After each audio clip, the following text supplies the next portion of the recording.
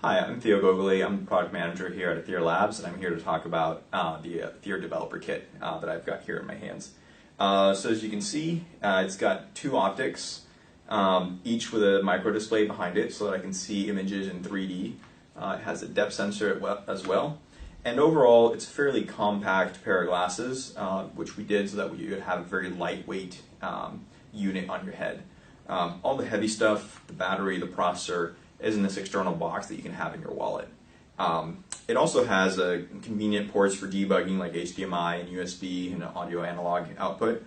So what I can do is I can plug in the HDMI cable here from the television behind me, and what that allows me to do is allows you to see what I'm seeing in the glasses. So when I put these on, now you're seeing what I'm seeing, and I'm able to share the experience. So as you can see, I can navigate through the Android desktop. And then I can also launch any app, of course. So for example, we'll go here to the Fruit Slicer game. So let's do a bit of practice, classic. And so even though this is a 2D application, I can interact with it in 3D, so it's seeing the gestures from my finger, and that's how I'm masterfully, or not, slicing fruit.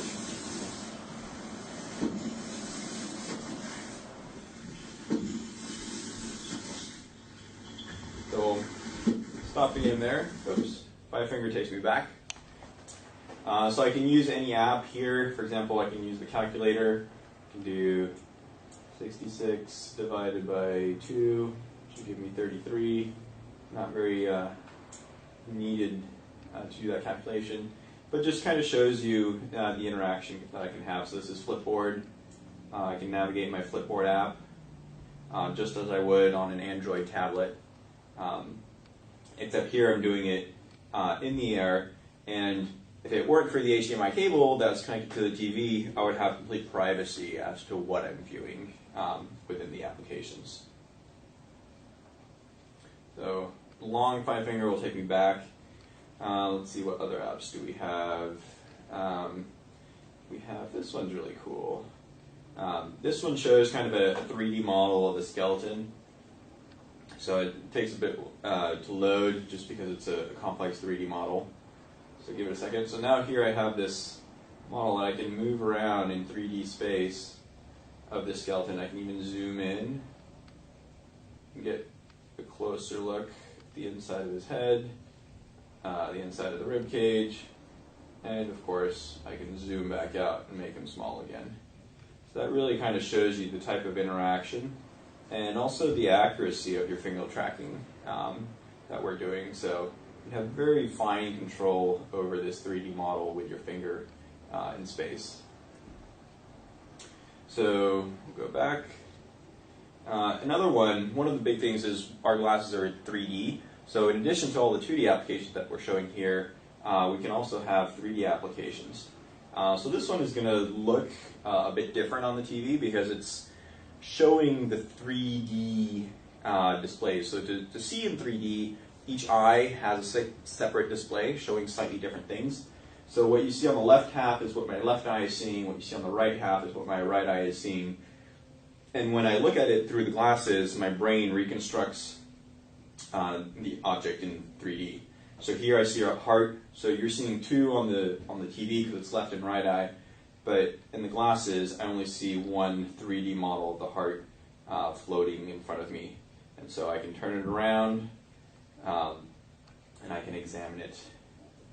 Of course, various other different models work just as well, like the brain. So again, I have this model of the brain in 3D in front of me that I can turn. And of course, here you're seeing the left and the right eye. And so the 3D applications can completely coexist with the 2D applications, and you can switch back and forth very easily. Of course, this being Android, I have my standard, application drawer.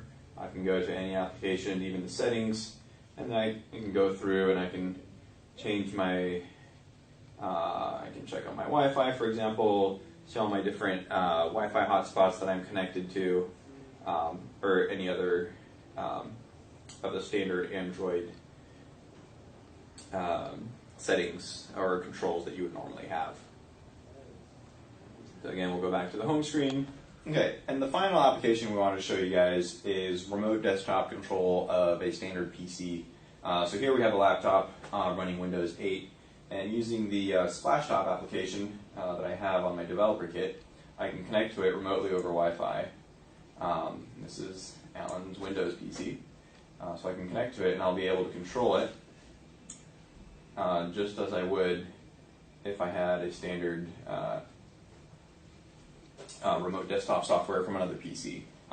So this PC can be running any application that you want. I can navigate what's on there. I can see my NCAA Final Four brackets. Looks like I didn't do too good, but that usually happens. But you can still go around, and I'm controlling this PC remotely through this Android application that's allowing me to do a remote desktop, and I can check the weather hour by hour for London. And now I'm back to my standard Android desktop, which I already showed you guys last time. So that wraps up about everything.